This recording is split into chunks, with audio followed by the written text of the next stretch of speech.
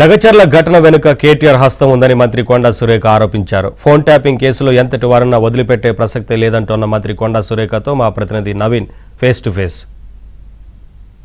కాంగ్రెస్ విజయోత్సవ సభకు ఏర్పాట్లు జోరుగా సాగుతున్నాయి. కొద్దిసేపటి క్రితమే మంత్రులు కొండా సురేఖ, సీతక్క సభా ప్రాంగణాన్ని పరిశీలించారు. స్థానిక శాసనసభ్యుడు నాయని రాజేందర్ రెడ్డి, మేయర్ గుండు సుధారాణి, అధికారులు వీళ్ళంతా కూడా పరిశీలించారు. ప్రస్తుతం కొండా సురేఖ గారు ఉన్నారు. వారు ఏం చెప్తారు, ఈ సభ ద్వారా ఏం చెప్పదలుచుకున్నారు అనేది వారి మాటలు చూద్దాం.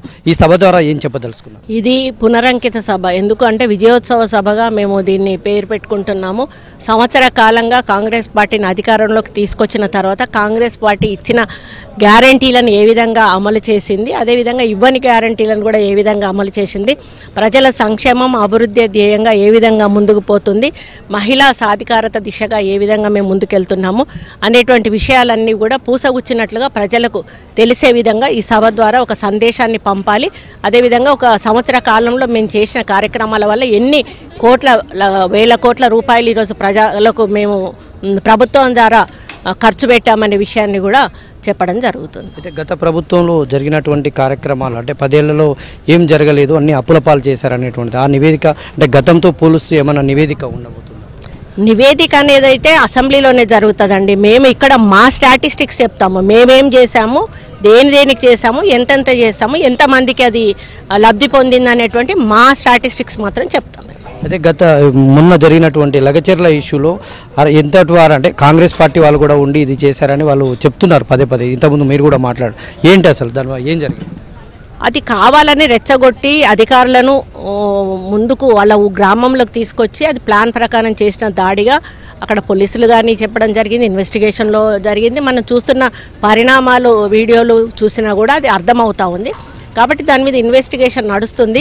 అందులో వీడియోలో ఉన్న ప్రతి ఒక్కరు కూడా అందులో కాంగ్రెస్ వాళ్ళు ఉన్నా కూడా దాడి చేసిన వాళ్ళు ఎవరు అనేది కంపల్సరీ అందులో ఐడెంటిఫై అవుతారు. రాళ్ళు ఇసిరింది ఎవరు, కట్టెలతో కొట్టింది ఎవరు, మామూలుగా నిలబడింది ఎవరు, అందరూ ఉంటారు అందులో. దాన్ని బట్టి ఎవరెవరు దాడి అనేది చేశారో అందరి మీద కూడా యాక్షన్ తీసుకోవడం జరుగుతుంది. కేటీఆర్ లాంటి వాళ్ళ హస్తమే మనం ఉండొచ్చు అని అనుకుంటున్నాం. 100% అండి. కాల్ డేటాలు తీసినప్పుడు తెలుస్తుంది కదా.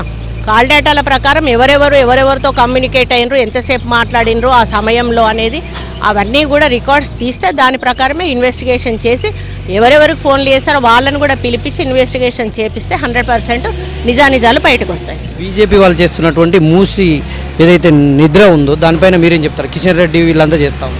గంగా నది ప్రక్షాళన చేసినప్పుడు ఎవరు నిద్ర చేయలేదు కదండి. పవిత్రమైన గంగా నది పవిత్రంగా ఉండాలి అని చెప్పి మనం అందరం కూడా దానికి సపోర్ట్ చేశాం కదా.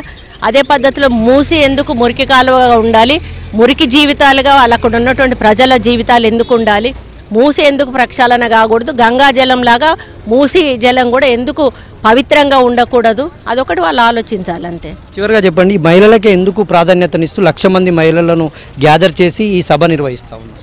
ఇందిరాగాంధీ ఒక మహిళగా, ఒక ప్రధానమంత్రిగా, సోనియా గాంధీ ఒక మహిళగా, ఒక యూపీఏ చైర్పర్సన్గా ఎన్నో సంక్షేమ అభివృద్ధి కార్యక్రమాలు తీసుకున్నాము.